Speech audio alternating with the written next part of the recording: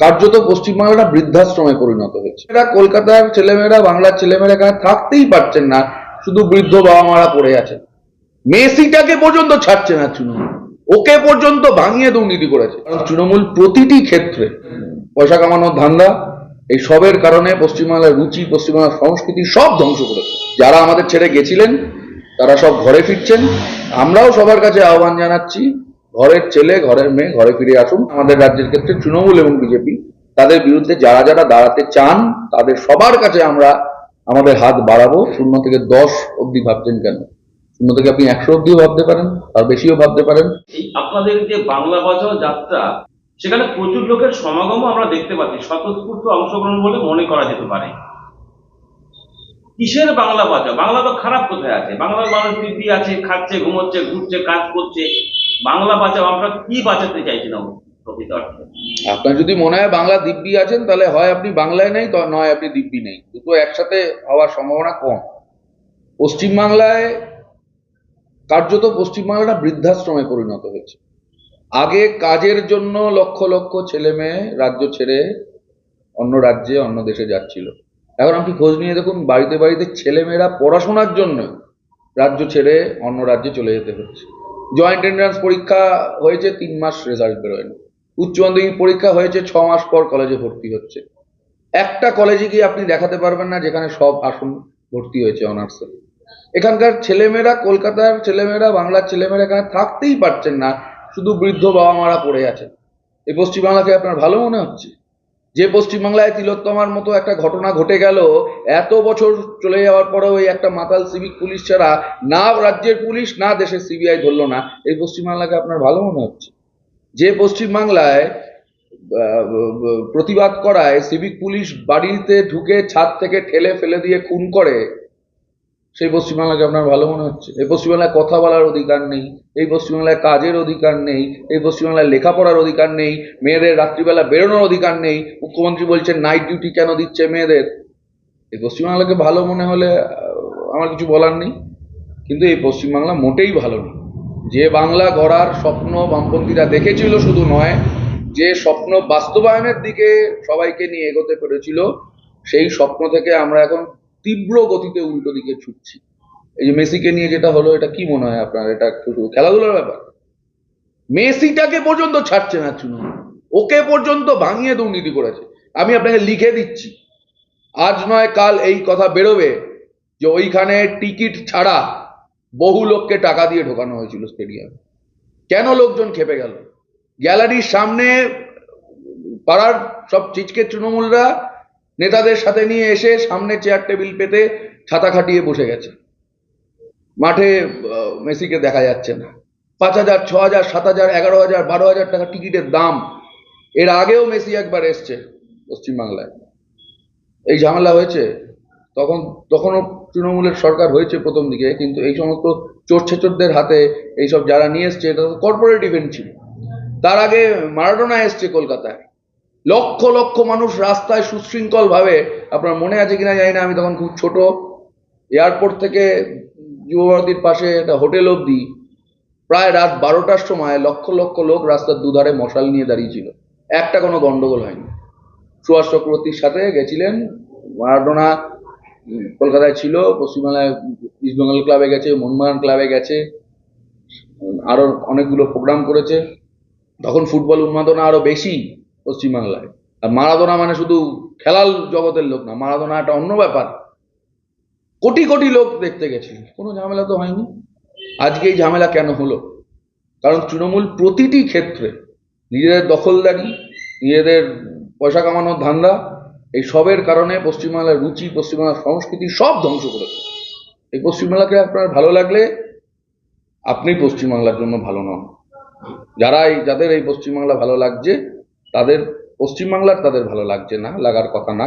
এই পশ্চিমবাংলাকে বাঁচাতে হবে। পশ্চিমবাংলা সত্যি আইসিইউতে, পশ্চিমবাংলার শিল্প, শিক্ষা, সাহিত্য, সংস্কৃতি সব আইসিইউতে। এখান থেকে টেনে বার করে তাকে সুস্থ করতে হবে, তার জন্যই বাংলা বাঁচাবে। আপনার কথা একটা জিনিস মনে হলো, বাংলা বাঁচাতে পারে একমাত্র বামপন্থীরা লাল ঝান্ডা হাতে নিয়ে সিপিআইএম পার্টি। এবং আপনাদের মিটিং মিছিলে প্রচুর লোক দেখা যায়, কিন্তু ভোট বাক্সে আপনাদের সেই প্রতিফলনটা দেখা যাচ্ছে না। এইটা আপনারা আনার জন্য কি কৌশল দিতে চাইছেন? এবং কৌশল সমস্ত রাজনৈতিক দলেরই থাকে, সব কৌশল মাইকের সামনে বলার বিষয় না। ভিড় হচ্ছে, ভোট কমেছে, ভোট বাড়বে, আজ একটু কম আছে, কাল একটু বাড়বে। এই 16 সালে তো কথা আমি তো বলছিলাম, এত ভোট আমরা পেয়েছিলাম, 2 বছরের মধ্যে আমাদের ভোট কমে গেল। তৃণমূল পার্টি অফিসে একটা লোক বসানোর জায়গা পেত না 2006 সালের পরে। 235টা সিট পেয়েছিল বামফ্রন্ট। তার পরের 2 বছরের মধ্যে 8 সালের পঞ্চায়েত ভোটে আমরা হেরে গেছি। বিজেপিকে পশ্চিমবাংলায় কেউ চিনত না, এখন বিজেপি একটা পার্টি হয়েছে। বিজেপি 2টো এমপি ছিল একসময় সারা দেশে, সে এখন দেশ চালাচ্ছে। রাজনীতি একটা আনপ্রেডিক্টেবল খেলা। এই খেলায় এত হতাশ হওয়ারও কিছু নেই, বিরাট আনন্দে লাফালাফি করারও কিছু নেই। আজকে একটু কম মানুষ ভোট দিয়েছেন কারণ এই বিজেপি তৃণমূলের এই খেলায়, এই ভুল খেলায় তারা ভুল বুঝিয়ে তাদের রাখা হয়েছিল। এই দেখছেন মিডিয়ার অবস্থা, আপনারা বাদ দিলে এই সব টেলিভিশনে যারা চালায় এই সমস্ত মিডিয়া, এত বড় একটা বাংলা বাঁচাও যাত্রা হচ্ছে, লক্ষ লক্ষ লোক রাস্তায় নামছে, একদিন দেখানোর সাহস আছে? সাহস নেই। কারণ যারা এটা দেখালে অসুবিধায় পড়বে তাদের পয়সা এই চ্যানেলগুলো চলছে। তো মানুষের দোষ কি? মানুষকে যদি এটাই সারাদিন ধরে বোঝানো হয়। কিন্তু সব কিছুর ক্ষেত্রেই এই মিডিয়ারও ক্রেডিবিলিটি নষ্ট হচ্ছে। এই ধর্মেন্দ্রকে 17বার মারলো, রোজই ধর্মেন্দ্র মারা যাচ্ছে, লাস্টে বেচারা মারা গিয়ে প্রমাণ করলেন যে না, তিনি এতদিন বেঁচে ছিলেন। এই মিডিয়ার উপর মানুষ ভরসা করতে পারবে? আর এই মিডিয়ার উপরও মানুষ ভরসা করছে না, তৃণমূল বিজেপির উপরেও ভরসা করছে না। যারা আমাদের ছেড়ে গেছিলেন তারা সব ঘরে ফিরছেন। আমরাও সবার কাছে আহ্বান জানাচ্ছি, ঘরের ছেলে ঘরের মেয়ে ঘরে ফিরে আসুন। যে ঝান্ডা নিয়ে তৃণমূলকে হারানোর স্বপ্ন দেখেছিলেন, সেই ঝান্ডাই তৃণমূলকে হারানো। এখন আমি এই বিষয়ে একটা শেষ প্রশ্নে আসবো, সেটা হচ্ছে আপনাদের ঝান্ডা, লাল ঝান্ডা নিয়ে আপনি তৃণমূলকে হারাবেন, বিজেপিকে পর্যদস্ত করবেন, এটা বলবার চেষ্টা করছেন, বলছেন না বিভিন্ন সভা সমিতিতে। আপনারা কি বাম ঐক্য গঠন করেই নির্বাচনে লড়াই করবেন, নাকি অন্যান্য যে সমস্ত সঙ্গীরা ছিল আপনাদের সঙ্গে, আইএসএফ, কংগ্রেস, এদের নিয়ে এই নির্বাচনে আপনারা লড়াই করতে চাইছেন? কি ভাবছেন সিপিএম পার্টির নেতাই? এটা বলার মালিক আমি নই, ফলত আমার পক্ষে এটা বলা অসুবিধেও এবং ঠিকও হবে না। কিন্তু আমাদের পার্টির এটা সিদ্ধান্ত, আমাদের পার্টির এটা নীতি, যা নির্ধারিত হয়েছে আমাদের পার্টি, একেবারে পার্টির সর্বোচ্চ স্তর পার্টি কংগ্রেস থেকে, যে আমাদের পার্টিকে যেমন শক্তিশালী করতে হবে, বড় করতে হবে, এটা 1 নম্বর কাজ। 2 নম্বর কাজ হচ্ছে আমাদের বাইরের বিভিন্ন বামপন্থী শক্তি, শুধু না, বিভিন্ন বামপন্থী গোষ্ঠী, ব্যক্তি, বাম মনস্ক লোক, তাদেরকে এক জায়গায় করতে হবে, তাদেরকে ঐক্যবদ্ধ করতে হবে। এবং তারও বাইরে সারা দেশের ক্ষেত্রে বিজেপি, আমাদের রাজ্যের ক্ষেত্রে তৃণমূল এবং বিজেপি, তাদের বিরুদ্ধে যারা যারা দাঁড়াতে চান তাদের সবার কাছে আমরা আমাদের হাত বাড়াবো এক জায়গায় আসার জন্য। এখন মজাটা হচ্ছে, আমি হাত বাড়ালেই তো বন্ধুত্ব হয়ে যাবে না, উল্টো দিক থেকেও হাত বাড়াতে হবে। তাদের প্রমাণ করতে হবে যে তৃণমূল বিজেপির বিরুদ্ধে তারা আপোষহীন, একবার এক এক কথা হবে না। ফলত তৃণমূল বিজেপির বিরুদ্ধে যারা যারা থাকতে চান, মন প্রাণ দিয়ে, জান দিয়ে, আমরা সবার সাথে একসাথে চলতে চাই। বাকিটা আস্তে আস্তে ঠিক হবে। শুধু তো ভোটের জোটটাই আসল জোট না, রাস্তার জোট, মানুষের জোট যদি ঠিকঠাক থাকে, তাহলে মানুষ ঠিক বুঝে নেন কাকে দিয়ে কাকে হারাতে হবে। কিন্তু এই মুহূর্তে তো পশ্চিমবঙ্গ বিধানসভায় সিপিএম পার্টির কোনো প্রতিনিধি নেই, এমনকি বামপন্থীদের কোনো প্রতিনিধি নেই কলকাতা, মানে পশ্চিমবঙ্গের বিধানসভায়। এবার 26-এর নির্বাচনে আপনারা কি শূন্যের জেরো কাটিয়ে বিধানসভার সদস্য পাঠাতে পারবেন সিপিএম পার্টি?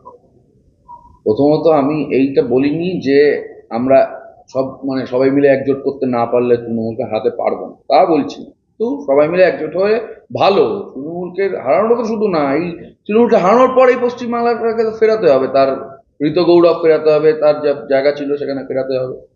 সেখানেও তো সবার অংশগ্রহণ প্রয়োজন। ফলত আমরা সবাইকে নিতে চাই, একসাথে নিতে চাই, কিন্তু একসাথে না হলে যে একেবারে তৃণমূল ড্যাং ড্যাং করে জিতে যাবে এমনটা নয়।